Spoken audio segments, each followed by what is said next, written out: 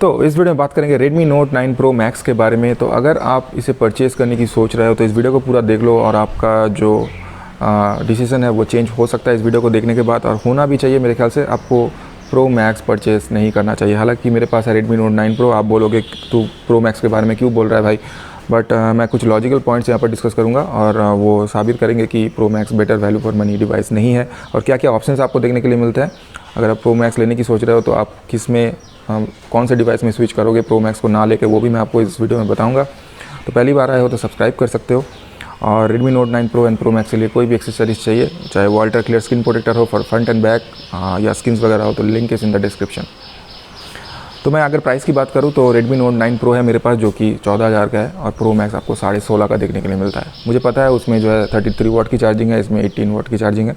अगर चार्जर के लिए ही परचेज़ करना चाह रहे हो तो भाई जा सकते हो, बट एक बार सोच लेना कि एक फास्टर चार्जर के लिए आप 2,500 रुपये ज़्यादा दे रहे हो।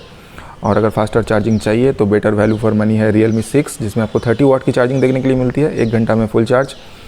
और उसमें आपको जो है बेटर ग्राफिक्स परफॉर्मेंस भी मिल जाएगा। MediaTek Helio G90T में PUBG बढ़िया चलती है और 90 हर्ट्ज़ की पैनल भी मिलती है जो कि 14,000 का है। तो वहाँ पर भी आपको 2,500 ज़्यादा देने पड़ रहे हैं Pro Max में, तो ये बात ध्यान में रखें। और अगर 9 Pro एंड Pro Max की बात करूँ तो डिज़ाइन में भाई कुछ जो है अलग देखने के लिए नहीं मिलता है। खाली जो 48 मेगापिक्सल एंड 64 मेगापिक्सल की जो ब्रांडिंग है वो अलग अलग है। एंड देन अगर सेंसर्स की बात करूँ तो इसमें जो है GM2 है सैमसंग का 48 मेगापिक्सल वाला, उसमें आपको GW1 मिलेगा 64 मेगापिक्सल वाला, और इसका जो फ्रंट कैमरा है 16 मेगापिक्सल का है, उसमें 32 मेगापिक्सल का है। अगर मैं एल्गोरिदम्स की बात करूँ, सॉफ्टवेयर प्रोसेसिंग की बात करूँ, सेम प्रोसेसर है 720G दोनों में ही। तो आपको जो है आफ्टर प्रोसेसिंग जो सॉफ्टवेयर मतलब जो क्लिक करने के बाद जो आफ्टर सॉफ्टवेयर प्रोसेसिंग है, जो फाइनल आउटपुट है आपको सेम देखने के लिए मिलेगा, क्योंकि MIUI वर्जन रन हो रहा है दोनों में ही। बट ऑब्वियसली सैचुरेशन का थोड़ा सा डिफरेंस देखने के लिए मिलेगा, वो मिलेगा। एंड देन बहुत ज़्यादा जूम इन करोगे तो डिटेलिंग थोड़ी सी ज़्यादा उसमें देखने के लिए मिलेगी, बट ओवरऑल आपको सेम जो है यहाँ पर इमेजेस देखने के लिए मिलेंगे। अगर आप मेरे बात में विश्वास नहीं करते हो, आप जाके जो है कैमरा कंपैरिजन देख सकते हो, सिमिलर रिजल्ट्स वहाँ पर मिले हैं।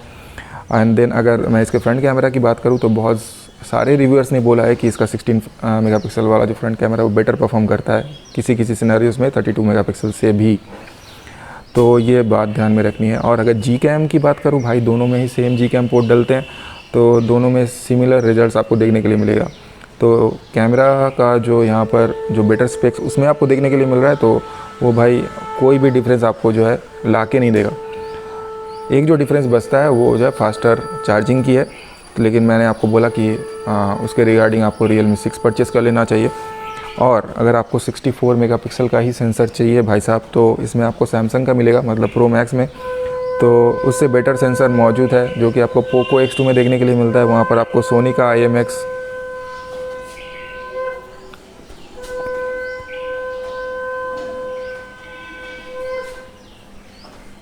तो आपको Poco X2 में बेटर सेंसर देखने के लिए मिलता है। वहाँ पर आपको सोनी का IMX 686 देखने के लिए मिलता है और अंडर 20,000 वो बेस्ट कैमरा फ़ोन है अब तक का। आप किसी भी रिव्यूअर को जाके पूछ सकते हैं, बट वो 17.5 का मिल रहा है अभी।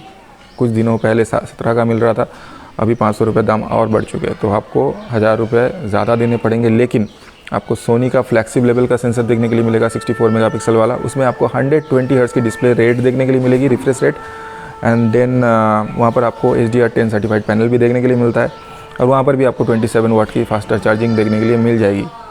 तो ये सारा कुछ आपको अगर 1,000 रुपीज़ आप ज़्यादा स्पेंड करोगे तो देखने के लिए मिलता है।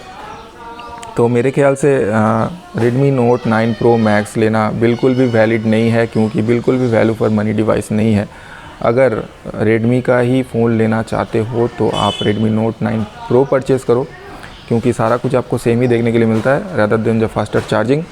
और अगर मैं आपको बोलूँ Pro Max और Poco X2 इन दोनों में अगर आप सोच रहे हो, कंफ्यूज हो, तो मैं आपको बता दूं कि Poco X2 में आपको सॉफ्टवेयर जो वर्जन वहाँ पर रन होता है MIUI फॉर Poco, वहाँ पर आपको बेटर एक्सपीरियंस देखने के लिए मिलेगा और एड्स आपको कम देखने के लिए मिलता है। मैंने अपने Poco X2 में अभी तक एड्स नहीं देखे हैं। वहीं पर ऐड का जो चक्कर है Redmi Note 9 Pro में है, तो भाई Pro Max में भी होगा। वो बहुत ज़्यादा इरिटेटिंग आपको देखने के लिए मिलता है। तो ऑब्वियसली Poco X2 और Realme 6 एक बेटर ऑप्शन है अगर आप Pro Max लेने की सोच रहे हो। अगर Pro Max लेने की सोच रहे हो तो Redmi Note 9 Pro भी एक बेटर ऑप्शन है, बट Pro Max भाई कहीं से भी लॉजिकल डिसीजन मुझे तो नहीं लगता है। बाकी मैंने आपको यहाँ पर सारा कुछ बता दिया है और बाकी चॉइस आपकी है। अगर प्रो मैक्स लेना चाहते हो तो भाई जाके ले सकते हो, बट किसी भी एंगल से भाई वैल्यू फॉर मनी डिवाइस नहीं बनता है इस साल का। इवन जो नोट सीरीज़ है ये अपने मतलब एक्सपेक्टेशन पे खरी ही नहीं उतरी है इस साल, और जो स्पेक्स है जो Realme प्रोवाइड कर रहा है या पोको X2 प्रोवाइड कर रहा है वो डेफिनेटली बीट करता है स्पेक्स के मामले में।